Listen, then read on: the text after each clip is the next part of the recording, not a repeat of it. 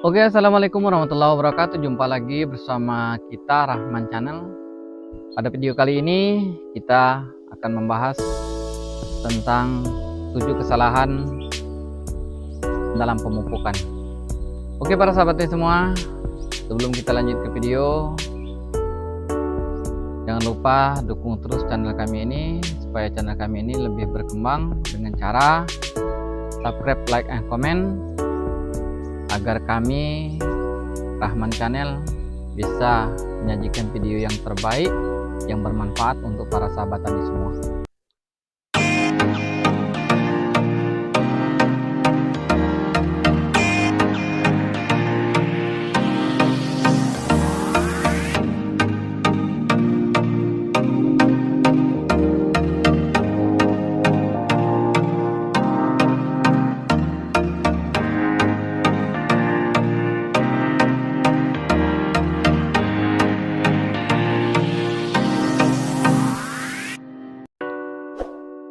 Oke para sahabat tani semua, di dalam pemeliharaan kelapa sawit terkadang kita sering lalai. Kita sudah merawat kelapa sawit kita dengan yang terbaik, tapi hasil dari produksi kelapa sawit kita masih belum maksimal.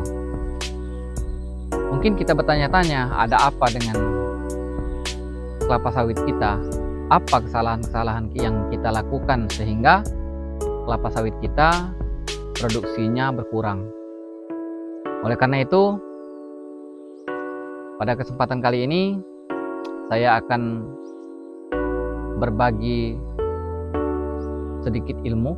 Terlebih dahulu, jikalau ilmu yang saya bagikan ini ada kekurangan, saya mohon maaf. Mungkin itu keterbatasan dari saya. Dan jikalau ilmu yang saya bagikan ini bermanfaat, silakan diterapkan oleh para sahabat tani semua, dan juga share video ini jikalau video ini bermanfaat untuk para sahabat tani semua. Oke para sahabat tani semua, ada 7 hal yang sering kita lalaikan, yang sering kita salah dalam mengaplikasikan pupuk. Yaitu pertama, sebelum kita memupuk, piringan pokok kelapa sawit kita kotor. Karena jikalau piringan kita kotor, banyak gulma yang di sekitar pokok piringan kita, akibatnya yaitu pupuk yang kita taburkan, yang kita sebarkan di piringan kelapa sawit akan diserap oleh gulma-gulma yang ada di sekeliling pokok kelapa sawit kita.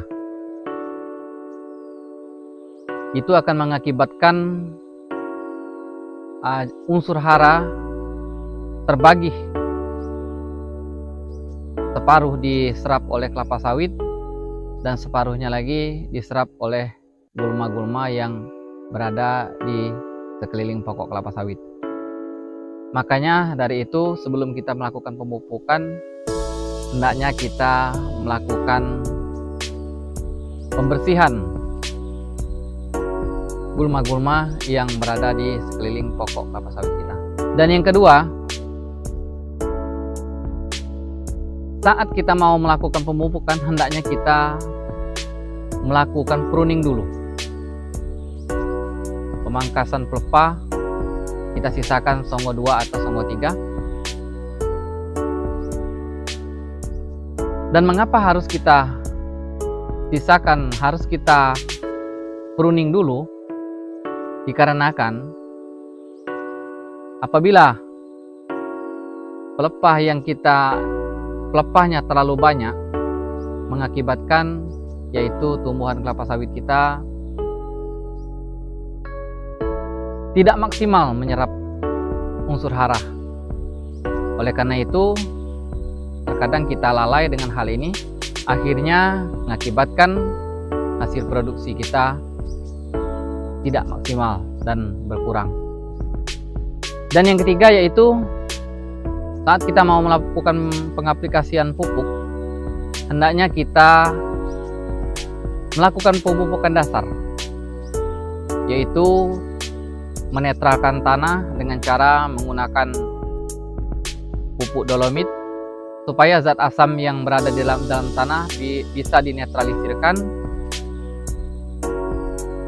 Karena jikalau tidak dinetralisirkan kembali sebelum kita pemupukan, maka unsur hara yang kita taburkan tadi tidak berfungsi karena diserap oleh zat asam.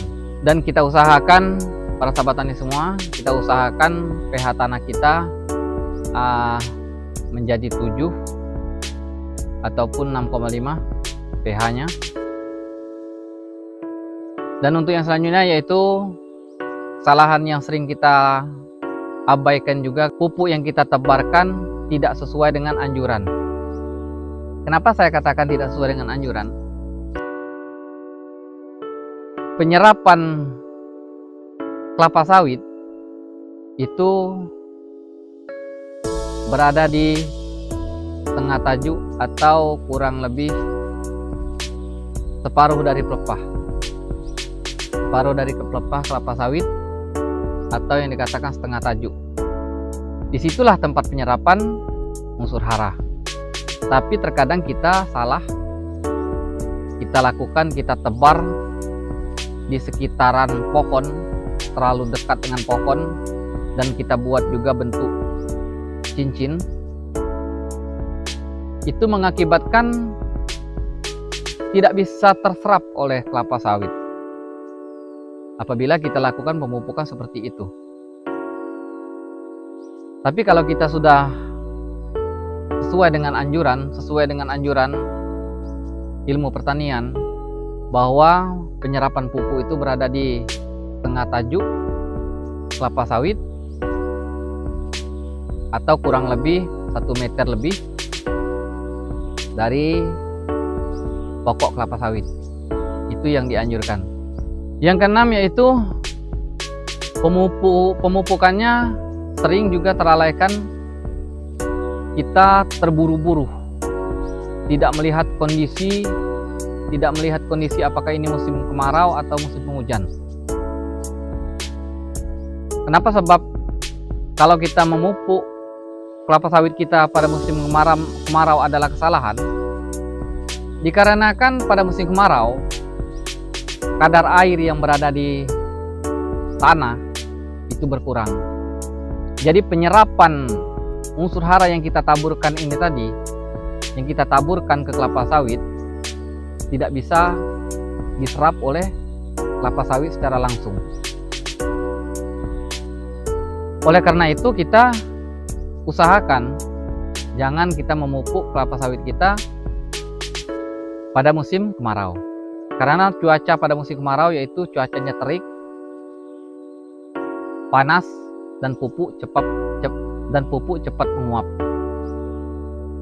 Oleh karena itu, apabila para sahabat tani semua melakukan pemupukan pada musim kemarau, itu adalah kesalahan yang sangat fatal. Karena sia-sia. Unsur hara yang kita taburkan, yang kita tebarkan di piringan kelapa sawit kita akan sia-sia menguap ke atas, bukannya diserap oleh tumbuhan karena kekurangan air.